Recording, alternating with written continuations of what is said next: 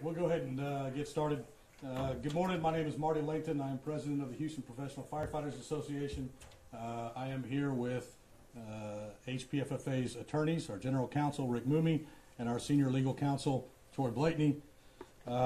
We are here this morning to announce that we are at impasse on contract negotiations with the city. After 60 days of negotiations and thousands of hours of preparations, we are at impasse on the 60-day statutory requirement for our collective bargaining process. The city walked away from negotiations on Friday after a phony offer of an extension of the negotiations. What the city has been doing for a period of 3 years is nothing more than a delay tactic. We have been negotiating not just for 60 days, but if you add up cumulatively all of the times that we have tried to negotiate a successor agreement which expired in 2014, it would be close to a year. We are disappointed that our good faith efforts have been rejected by a city team that has said one thing in negotiations and then done another behind our backs. The 2018 city budget is a good example of that duplicity.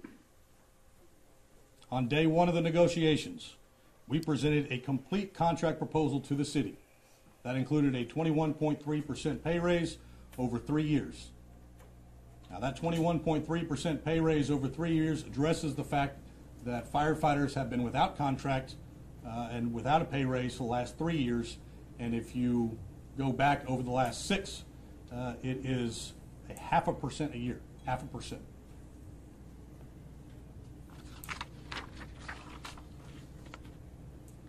Firefighters in Houston no longer trust Mayor Sylvester Turner. He has erased 26 years of goodwill in only 16 months. Firefighters have earned the right for fair pay and working conditions. We have repeatedly deferred pay raises, in part because of the city's broken promise to maintain excellent retirement benefits through the pension program.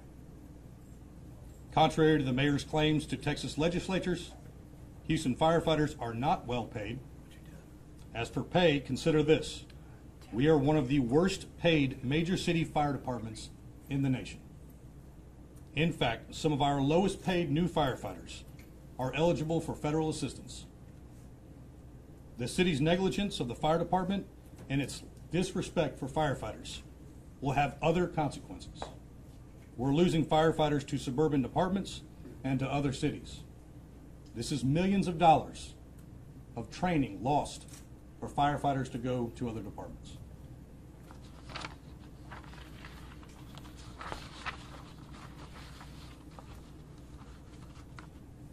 Of course, pay is not the only challenge facing our firefighters. Our fleet and facilities are declining to a dangerous level. The city is not replacing equipment and properly maintaining our fire stations. All of this will impact our ability to deliver excellent service that Houstonians pay for and deserve. City leaders have neglected the fire department and its people for nearly a generation. Enough is enough. Finally, Houston firefighters would like to thank the citizens of Houston who have once again voted the fire department the #1 city service again. We appreciate the support of the citizens we serve in good times and in bad, and we appreciate the citizens recognizing that we deliver excellent service. We are good stewards of city resources, and we give back to the community. Now, I'd like to introduce Rick Moomey and Troy Blakeney to discuss our options for moving forward with the negotiations and other activities.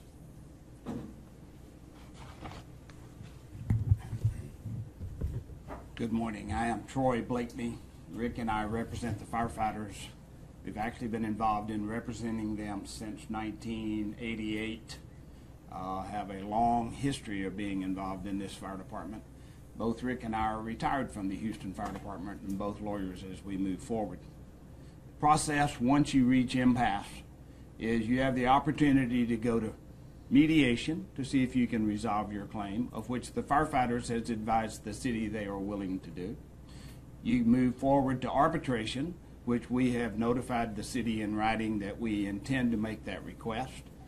If the city rejects mediation, and if they reject arbitration, the opportunity then under the law is to go to the district court here in Harris County and ask the court if they will provide a prevailing wage for the firefighters in Houston.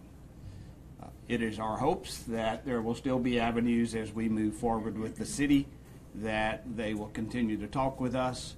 Although we do not believe they will do that in good faith, we intend to make that option available. However, we will proceed forward through the process and ultimately into court. This will not be a long, drawn-out process to get to the courthouse.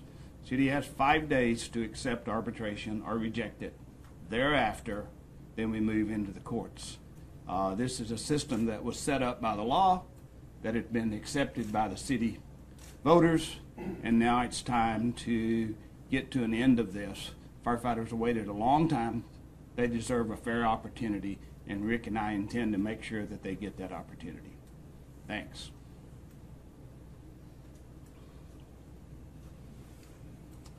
My name's Rick Mummy, and I'm General Counsel of the Houston Professional Firefighters Association. And I've participated in numerous collective bargaining discussions. I think I've been involved in almost every contract the city's ever had with their firefighters. One thing I'd like to address that I think is an important note, and that is that the current agreement that the firefighters have regarding their wages, compensation, and other benefits was reached in 2011. It had an expiration date of 2014. An attempt to reach a successor agreement was made in earnest in 2014 and rejected by the firefighters by 93% of the vote of the members. There have been 3 successive attempts at the table with the city to reach an agreement to succeed this agreement and put a contract in place that sets the wages, working conditions, and benefits for Houston firefighters. The city has not addressed the firefighters' lack of pay and the disparity in their benefits. And so it's not the firefighters' fault at this stage that they've not extended another time the efforts to try and resolve this at the table. We're going to have to move, it's clear to us, we're going to have to move to the dispute resolution either in arbitration or in the courts. Thanks. Anybody have any questions for myself or for our legal team? What was the city's offer? The city's offer was a 2% for year 1 and a 2% for year 2. But going back to the narrative that we don't believe the city acts in good faith ever during these negotiations. When they originally presented it, they said that this is a proposal, but not really a proposal. And it wasn't till last Tuesday that they said, oh no, that's our proposal. To which that's not even a starting point. If you look at it objectively and what the mayor's trying to do in relation up in Austin, the firefighters are being asked right now to add an additional 1.5% to pay into their pension. So that doesn't even cover the cost of that, not to mention cover the cost of health insurance. So our counterparts in public safety, the police officers, reached an agreement either last year or the year before to the tune of about a 16% pay raise. Now they're already 60% ahead of us on every rank. Do you assume, or do you think that part of this impasse is related to the fight for the pension bill that's still underway right now? You know, the city has used numerous excuses every time that we get to the point that we're at the table negotiating. And I want to make something real clear, is that the talking points in Austin have always been voter approval, voter approval, voter approval. The firefighters are the only group, the municipal and the police and the firefighters, those are the 3 groups. The firefighters are the only group that the citizens of Houston have voted on to have the right to bargain their wages, benefits, and working conditions. So it is disturbing for the firefighters that have the support of the citizens for the city not to recognize the rights of firefighters. Where was your negotiating position? Did you move forward to a certain point where you have a set of numbers and the city has a set of numbers? City never offered anything other than the non-proposal and then the proposal, and never came off of it. We inquired numerous times as to how that gap was going to get bridged. And what, you said the gap, what were your numbers for US? Well, we had proposed over 3 years a 6% raise, 6% raise in year 2, and an 8% raise in year 3. 668. 668, and compounded, that's a 21.3. I'm sorry, did you say 6, 6, and 8? 6, 6, and 8. First year 6%, second year 6%, third year 8%.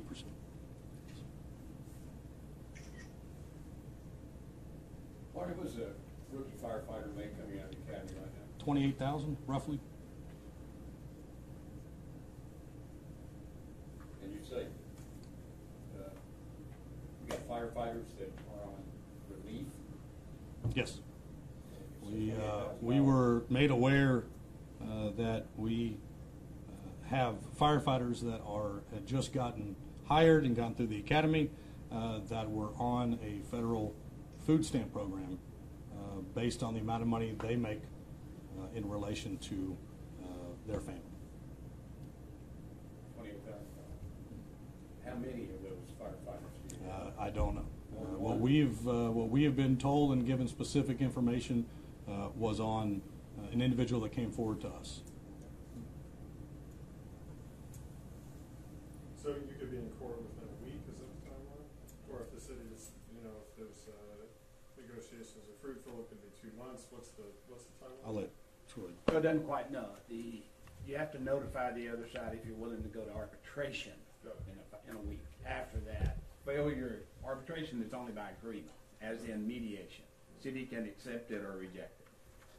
And if the city refuses to go to mediation and they refuse to go to arbitration during the 5-day window, then you have an opportunity to file the lawsuit, which we will do.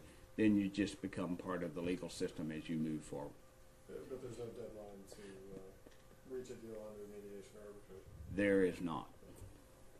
How long has this been, how long have you all been negotiating this with the state? Again, some parties. This agreement since 2014. All right, but in that time, they've never moved off 2%.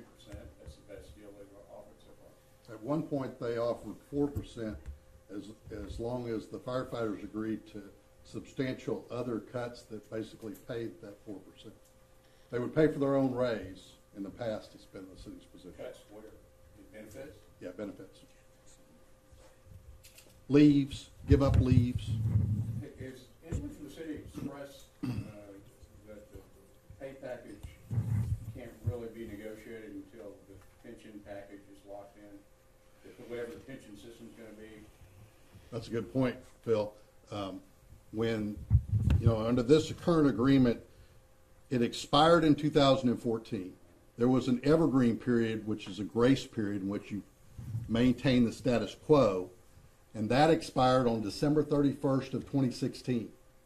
Before it did, we were in discussions with the city, and we proposed that we take a year to extend the evergreen and allow the pension situation to resolve, and so they would have a firm answer. The city refused our request and insisted that the longest they would extend the evergreen was 6 months, which puts us at June 30th of this year. So the city is the one that put us in the position of not allowing us to get a final answer on the pension before we could reach an agreement on wages. Okay, well, I mean, they would have to do that, though, if they asked it for the legislature, right? I didn't understand. Wouldn't they have to do that to first find out if it's going to pass through the legislature? I'm saying we wanted to have more time so that he would have an answer, the mayor would have an answer. They insisted on putting it in place now. We started bargaining and we reached 60 days and found out that there wasn't any effort. Our position has been, we've asked the question at the table, 2 questions. One is this 2% that you're offering us the amount of money that is premised on success in the legislature on the pension issues? And they said yes. So the 2% is assuming they get relief on the pension deal, right? That's what Marty was referring to when he said they the city took the position that they put 2% on the table, but said it's not really a firm proposal because we might not be able to own it. Because there was still a lot of uncertainty about the status of the legislature on pensions. The second issue that they said about the wages is that there isn't any more than 2%, right? We asked if there was any more, they said no. We said, explain to us what's the path, if we had more time, what's the path to bridge this gap that we have between 2% and 6% first year, right? They were unable to answer that question, never gave us an answer. So nobody from the city is explaining why they're only offering essentially, I guess, a cost of living increase this year and next year, not going back to make up for the years that you've done without a contract. There's been no satisfactory explanation to us. Well, I want to keep something in mind. I mean, we're here now, and the question keeps coming up that somehow the contract, which was made very clear to the city, which they understood, collective bargaining has nothing to do with pension. We can have a substantive debate about budget and operational cost, and we've got the figures to show it. But the city has continually put the firefighters in the position to where they're up against the wall, and they're using the firefighters as the reasoning as to why the city is either going to go bankrupt or it has mismanaged its fund for years. So I want to be clear in saying that the collective bargaining stands on its own. We were not a part of the negotiations when it comes to the pension. The city was provided more than enough opportunity to do what they needed to do. And once again, we are the smallest portion. I want to be clear. We are the smallest portion when you have the three groups, the municipal, the police, and the firefighters. And out of that, the firefighters are the least drain on the city's budget, yet we bring in the most revenue. So to say that somehow a pension deal and collective bargaining, in my opinion, would be a misstatement, would not be accurate, because the two are separate. We had nothing to do with the pension. So if you take that narrative, the collective bargaining stands on its own. We have met every requirement by the state statute, and the city has not. In negotiation, Marty, has anyone from the city suggested that the reason larger increase is not possible is because of the revenue cap the city operates under? They have provided a litany of reasons and excuses over the last 4 rounds. This time it's revenue cap. You got revenue cap, you got pensions, you got taxing of the city's budget, you have downturn in the economy. On the last rounds of negotiation, when insurance rates continued to go up, firefighters' pay remained the same. And once again, we are dealing with that same narrative. Health insurance costs go up. We're not even keeping up with the basic needs of the men and women who put their lives on the line every day. This is 4,100 men and women and their families we're talking about. And we're asking them to continually do more, continually pay more. And the response is always, well, city's city has mismanaged their funds, and somehow that is the men and women who don't ask questions when they respond.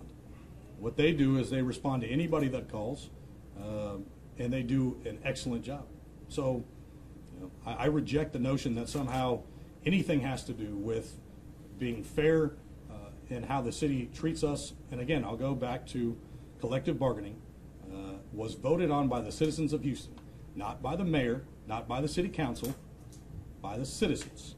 So if you reject the fact that the city must come to the table and bargain in good faith, you reject the mandate of the citizens of Houston.